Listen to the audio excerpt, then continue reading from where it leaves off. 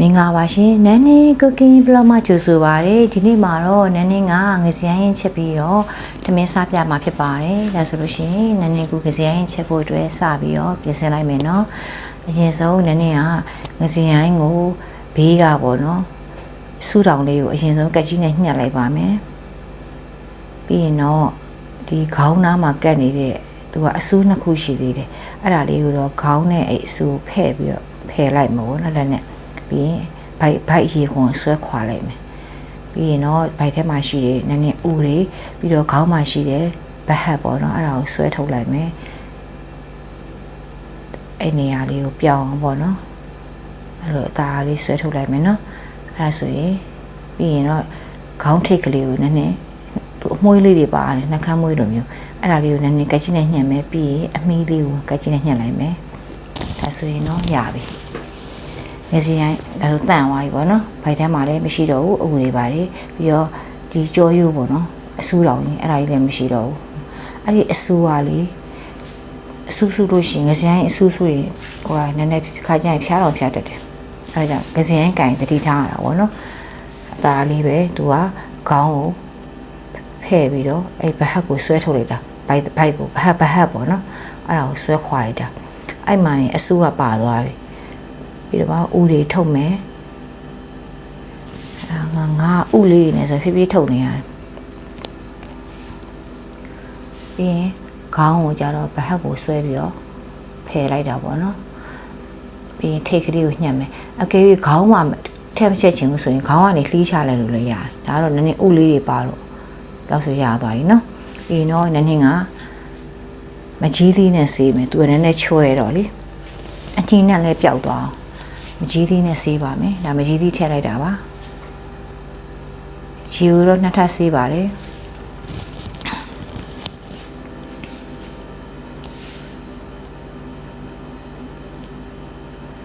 ရေဆေးပြီးပြီဆိုရင်တော့နည်းနည်းစားထည့်မယ်ပြီးရင်စနွင်းမှုတ်ထည့်မယ်ဟင်းချိုဖို့အနည်းငယ်ထည့်ပါမယ်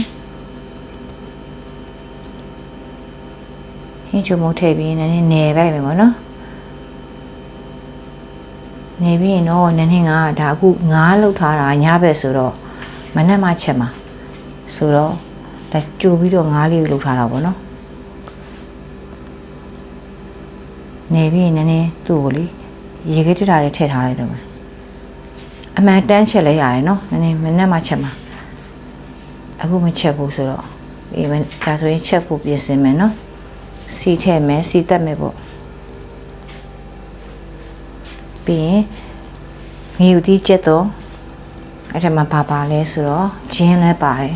စီတက်ပါမယ်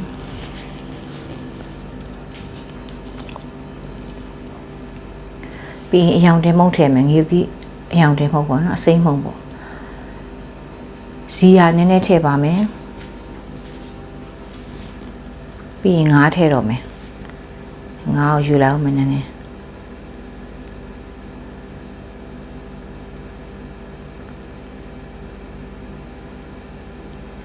စီသက်တဲ့အနံ့မှုေးလာပြီဆိုရင်တော့နည်းနည်းငါးထည့်ပါမယ်ငါးထည့်ပြီးရင်တော့နည်းနည်းဖြည်းဖြည်းလေးပဲမှုေးမယ်နော်ငါးလေးတွေကြည်သွားမှဆိုလို့ပြီးရင်မကြီးသေးနဲ့ချက်မှဆိုတော့ငန်းပြားကြီးနည်းနည်းလေးထည့်မယ်ပြီးမကြီးနှစ်ထည့်မယ်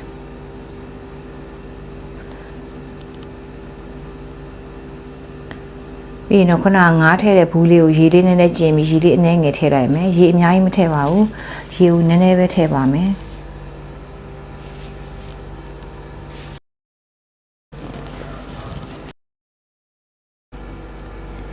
ပြီးရင်တော့နည်းနည်းအဖုံးလေးခဏအုပ်ထားလိုက်မယ်ပေါ့နော်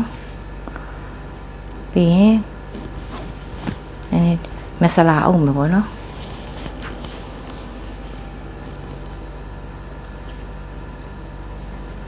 မဆလာအုပ်ပြီးရင်အဖုံးပြန်အုပ်ထားမယ်အနံ့မှုေးသွားအောင်9မိနစ်လောက်နေပြန်ဖွင့်လိုက်ရင်ရပါပြီနည်းနည်းကဒါကြတော့စီချမ်းရေချမ်းလေးမှုလို့ပေါ့နော်နည်းနည်းလေးရေလေးချမ်းတယ်အဲ့လိုလေးစားခြင်းအကယ်စီပြန်ဆိုရင်နည်းနည်းလေးခဏထားရအောင်ပါပေါ့နော်ပြီးရင်တော့နည်းနည်းစားလို့ရပြီအဲဆိုရင်တော့ထမင်းစားပြပါမယ်ဒါကတော့တူစရာစိုင်သီးလေးတွေ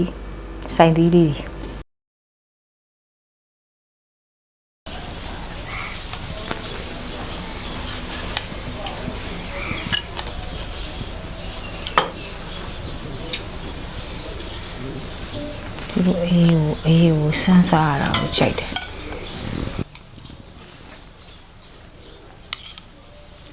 နှုတ်လေးနဲ့ထည့်ဆောင်မိသားနော်နေလိုက်တော့မယ်နေပြီးရင်ကျွေးမယ်တငယ်ချင်းတွေ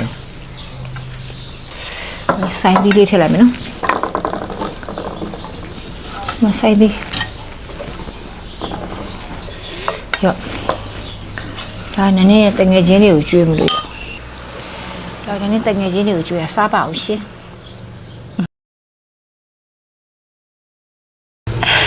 စားကြပါဦးရှင်စားကြပါဦးရှင်ဟုတ်ကဲ့နည်းနည်းစားပြီနော်စားလိုက်တော့မယ်ဇေယျဟင်းရမ်းကြိုက်တယ်ငယ်တော့အိမ်မှာဖေဖေကချက်ချက်ကျွေးတယ်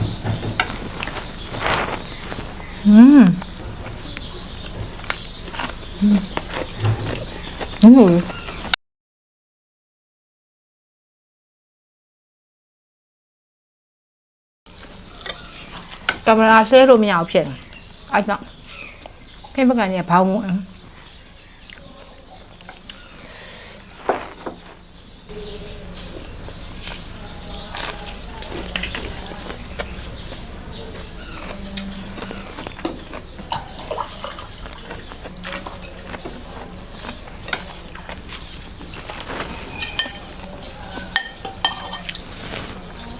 အကျန်းလေးစားမနော်ဟုတ်ချာ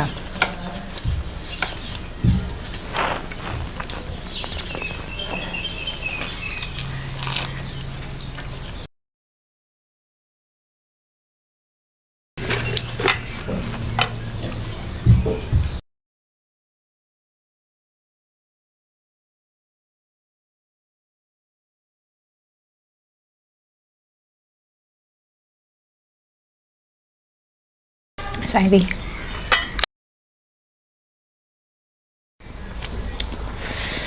ဆိုင်သည်ကိုတချမ်းတိုးလိုက်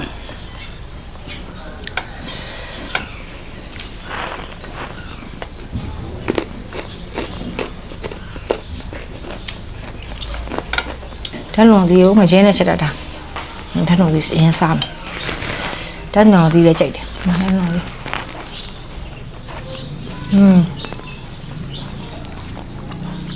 ဓာတ်လုံးရနှုတ်တယ်ဓာတ်လုံးဒီပေါ်နေသေးတယ်မှာဘယ်လိုတော့ဈေးကြည့်တယ်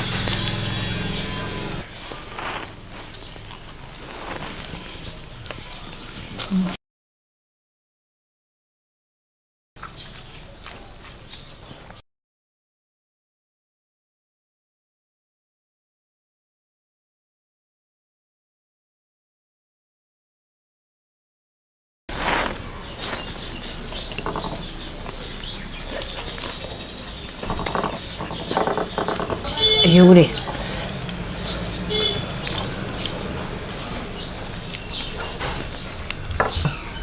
ခေါင်းမဖြုတ်အဲ့ဒီခေါင်းလေးတွေကိုလေအဲ့လိုစားကြင်ဖိဖိတော့စားရအောင်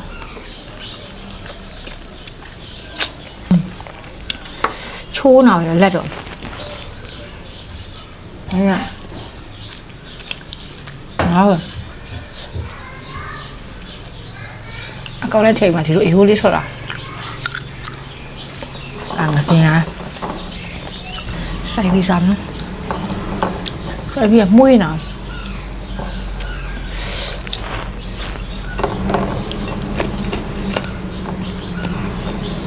ဒီဟာရနည်းအဖေရရမ်းကြိုက်တာငယ်ချင်းချေဖေဖေတတိယ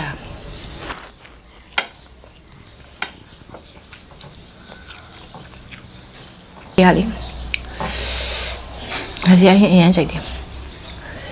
အဲ့ခင်ချက်တိုင်းဖေဖေကိုတတိရတယ်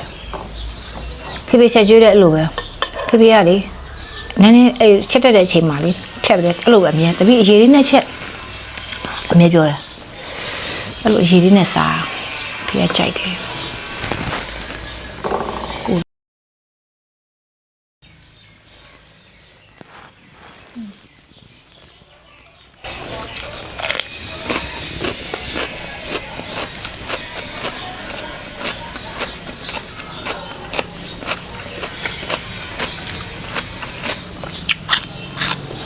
သားထွင်လိုက်မယ်မအသားချိုးတော့အုပ်လေးတွေပါ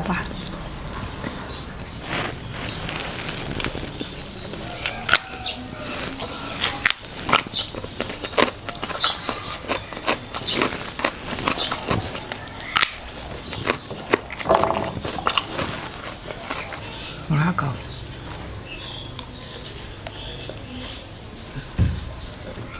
စားအစာလေးဆွဲရအယိုးလေးပဲကျန်တာအစာလေးဆွဲရဟာ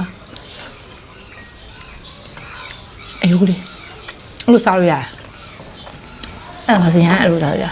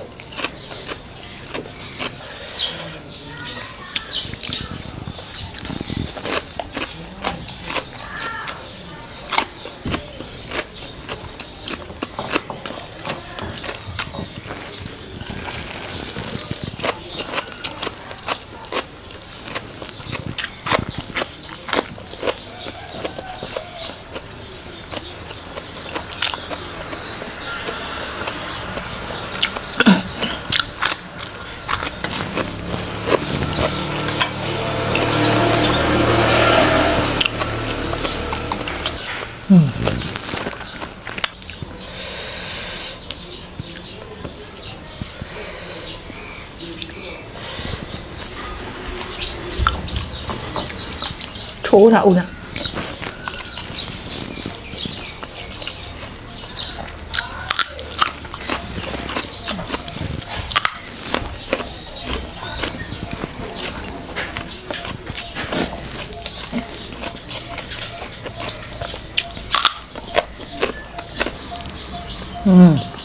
အသားလေးဆွဲလိုက်ရင်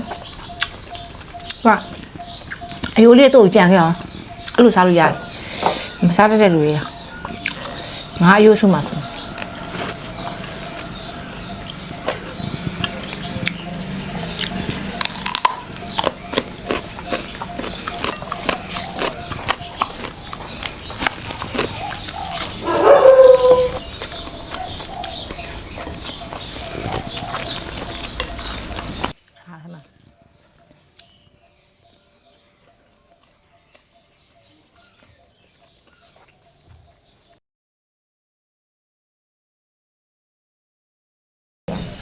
你你先烧两个嘛。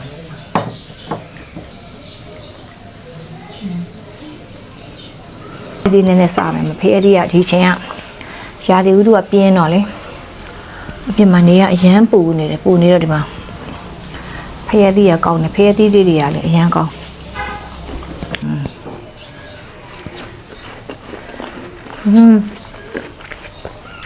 ချိုးတော့ကိုလည်းပေါ့ရဲ့ถั่วเนาะ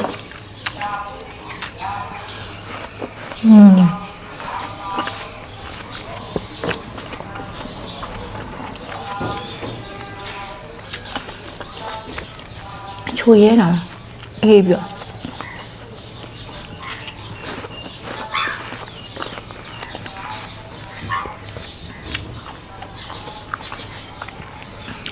ချိုရဲတောက်နေရတယ်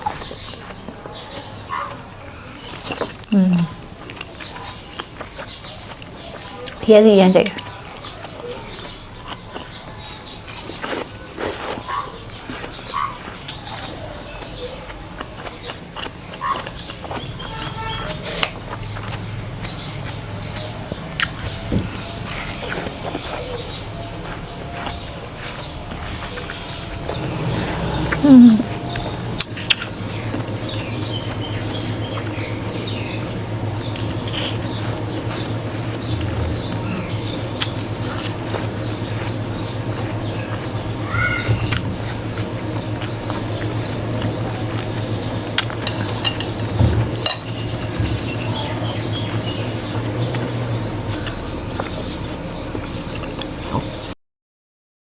စားလို့လည်းပြီးသွားပြီစားလို့လည်းရမ်းကောင်းပါတယ်နည်းနည်းလိုပဲချက်စားကြည့်ကြနော်နည်းနည်းရဲ့ဗီဒီယိုလေးတွေကိုအချိန်ပေးပြီးတော့ကြည့်ရှုပေးတယ်တဦးတယောက်ချင်းစီတိုင်းကိုကျေးဇူးအများကြီးတင်ပါတယ်ရှင်နောက်ထပ်လည်းအဆက်မပြတ်တင်ပေးမယ်ဗီဒီယိုလေးတွေကိုကြည့်ရှုနိုင်ရန်အတွက်နည်းနည်းရဲ့ channel လေးကိုလည်း subscribe လုပ်ပြီးအားပေးသွားပါအောင်ရှင်နောက်ထပ်လာမယ့်ဗီဒီယိုတွေမှာပြန်ဆုံပါမယ်ရှင်